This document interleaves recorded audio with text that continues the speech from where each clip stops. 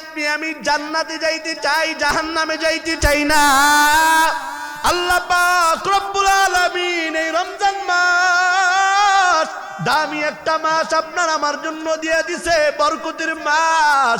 এই বরকতের মাস পাওয়ার পর যদি আপনি আমি আমল করতে না পারি, ইবাদত করতে না পারি, নিজের জীবনের গুনাহ মাফ করাইতে না পারি, ও এলাকার মুসলমান বিদ্যু বাবা, আল্লাহর রাসূল সাল্লাল্লাহু আলাইহি ওয়াসাল্লাম হাদিসের ভিতরে বলে দিয়া গেছেন, তাদের মতো কপাল পুরা, তাদের মতো হতভাগা আর এই জমিনের ভিতরে কেউ নাই যারা রমজান পাওয়ার পর তাদের জীবনের গুনাহ মাফ করাইতে পারবে না। বলেন নাউজুবিল্লাহ। কে বলছেন? আপনার আমার নবী। শুধু তাই না,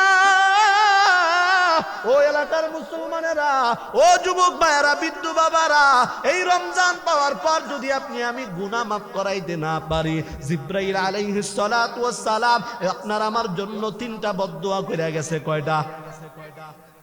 3টা দোয়া কইরা গেছে। আল্লাহর রাসূল সাল্লাল্লাহু আলাইহি ওয়াসাল্লাম একদিন মসজিদের ভিতরে মিম্বারে উঠবে, এমন সময় আল্লাহর রাসূল সাল্লাল্লাহু আলাইহি ওয়াসাল্লাম মিম্বারে ওঠার জন্য 1ম নাম্বার সিঁড়িতে পা রাখলেন। পা রাখার সঙ্গে সঙ্গে আল্লাহর নবী জবান থেকে আওয়াজ করলেন আমিন। সাহাবাই কেরামরা আশ্চর্য, আরে নবী হঠাৎ করে এরকম আওয়াজ আমিন বলল, তার কারণ কি? নবী 2য় নাম্বার সিঁড়ির ভিতরে পা রাখার সঙ্গে সঙ্গে আবার নবী জবান থেকে আওয়াজ করছে আমিন।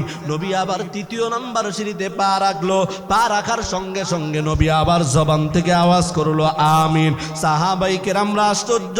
নামাজ শেষ হয়ে গেল। নামাজ শেষ হওয়ার পর সমস্ত সাহাবাই কেরামরা একত্রিত হইয়া নবীর কাছে যাইয়া বলে, ও আল্লাহর পয়গম্বর,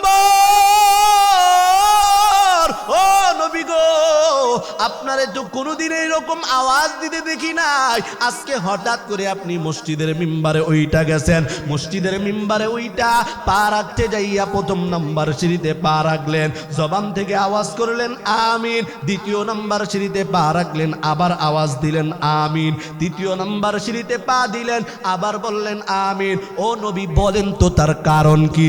আল্লাহর নবী এবার ডাক দিয়া কয়,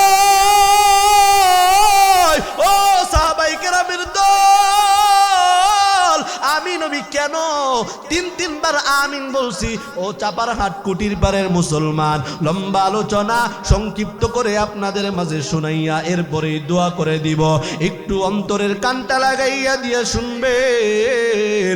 নবী বার সাহাবায়ে কেরামদেরকে ডাক দিয়া বলে, ও আমার সাহাবায়ে কেরামের দল, আমি নবী যখন নাকি 1ম নাম্বার সিঁড়ির ভিতরে পা রাখলাম, পা রাখার সঙ্গে সঙ্গে আল্লাহ তাআলার নিয়োজিত একজন ফেরেশতা জিবরাইল আলাইহিস সালাতু ওয়াস সালাম আয়েশা ডাক দিয়া কয়, ওগো আল্লাহর পয়গম্বর,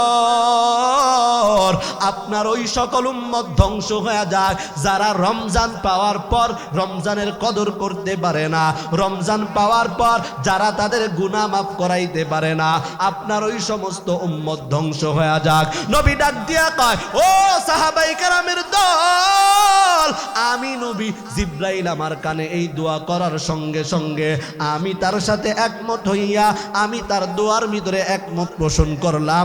তাই আমি সিঁড়ির ভিতরে পা রাখার সঙ্গে সঙ্গে জবান থেকে আওয়াজ করে বলছি আমিন। কে দোয়া করছে? জিবরাইল দোয়া করছে। আর এই দোয়ার সাথে একমত হইছে আপনার আমার নবী। কিন্তু আপনি আমি এইটা জানি, খালি আমি আজকেই বয়ান করতেছি তা না, প্রত্যেকটা মসজিদে মসজিদে অনেক জায়গায় এই বয়ান আপনি আমি শুনছি, কিন্তু এই রমজান পাওয়ার পরও আপনি আমি গুনাহ মাফ করাইতে পারতেছি না। ও কপাল পুরা মুসলমান, একটু ভালো করিয়া শুনবা।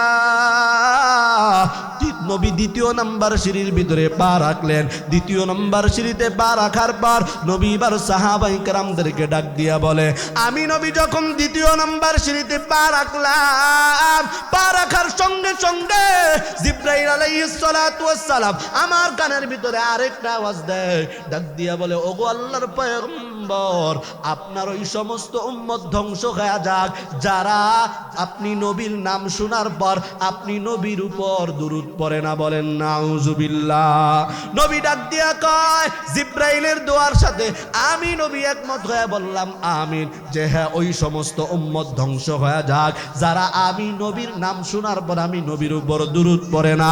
3 নাম্বার, নবী ডাক দিয়া বলে, ও সাহাবায়ে কেরাম, আমি নবী যখন 3য় নাম্বার সিঁড়ির ভিতরে পা রাখবো ওই সময় আমার কানের ভিতরে ফেরেশতা জিব্রাইল আবার আইসা বলে, ওগো আল্লাহর পয়গম্বর, আপনার ওই সমস্ত উম্মত ধ্বংস হয়ে যাক যারা দুনিয়াতে থাকা অবস্থায় মা বাবা পাইছে, মা বাবার খেদমত করে না, মা বাবার প্রতি ইহসান করে না, মা বাবার খেদমত করে না, আপনার ওই সমস্ত উম্মত ধ্বংস হয়ে যাক। নবী ডাক দিয়া বলে, জিব্রাইল এই দোয়া করার সঙ্গে সঙ্গে আমি নবী তার দোয়ার সাথে একমত পোষণ করিয়া বলছি আমিন। ও সাপারহাটের মুসলমান, লম্বা আলোচনা 3টা বিষয় নিয়ে, এই 3টা কথার উপর যদি বয়ান করা লাগে ঘন্টার পর ঘন্টা বয়ান করব, কিন্তু শেষ হবে না। শুধুমাত্র আমি একটা বিষয়, যেহেতু রমজান চলে যাচ্ছে, এই রমজানে আপনার আমার গুনাহ মাফ করাইতে হবে। বেশি বেশি যেই কয়েকটা দিন আছে ইবাদত করতে হবে, আল্লাহর কাছে কান্নাকাটি করতে হবে। শেষ দশক, নাজাতের দশক, এই শেষ 10 দিনের ভিতরে আল্লাহর কাছে নাজাত চাইতে হবে, জাহান্নাম থেকে মুক্তি চাইতে হবে। এই শেষ দশকের ভিতরে এমন একটা রাত আছে, যেই রাতটা আপনি আমি জানি শবে কদরের রাত। আল্লাহর রাসূল সাল্লাল্লাহু আলাইহি ওয়াসাল্লাম বলছে শবে কদরের রাত এত দামি এক রাত। কেমন দামি রাত? বলে 1000 মাসের চাইতেও এই শবে কদরের দাম অনেক বেশি। বলেন সুবহানাল্লাহ। তবে শবে কদর কোন দিন? আমরা তো বাঙালি মুসলমান মনে করি যে 27 রাত্রেই মনে হয় শবে কদর, ঠিক না? আমরা 27 রাত্রেই শবে কদর বানায় নিছি, যে রাত্রেই শবে কদর হবে, কিন্তু না। আল্লাহর নবী হাদিসের ভিতরে বলছেন, শেষ দশকের বেজর যেই রাতগুলো আছে 21, 23, 25, 29, এই 27 যেই রাতগুলো বেজর রাত আছে, ওই রাতগুলোর ভিতরে আল্লাহ যে কোনো একটা রাতে শবে কদর নাজিল করবে। ওই একটা রাতেই শবে কদরের রাত হবে, কিন্তু প্রত্যেকটা বেজর রাতে হবে এমন কিন্তু না। এমনও না যে 27 রাত্রি হবে, 25 রাত্রি হবে, 23 রাত্রি হবে, কেউ জানে না। এই জন্য আল্লাহর নবী বলছেন, যদি তোমরা শবে কদর পাইতে চাও, শেষ দশকের প্রত্যেকটা বেজর রাতে তোমরা বেশি বেশি আল্লাহর কাছে কান্নাকাটি করো, ইবাদত করো, আল্লাহ তাআলা জীবনের সমস্ত গুনাহ মাফ করাইয়া দিয়া তোমার জান্নাতের টিকিট ফারিকুম ফিল জান্নাতি, জান্নাতের দলে দিয়া দিবে। বলেন সুবহানাল্লাহ। আর একটু জোরে জবান খুলে বলেন সুবহানাল্লাহ।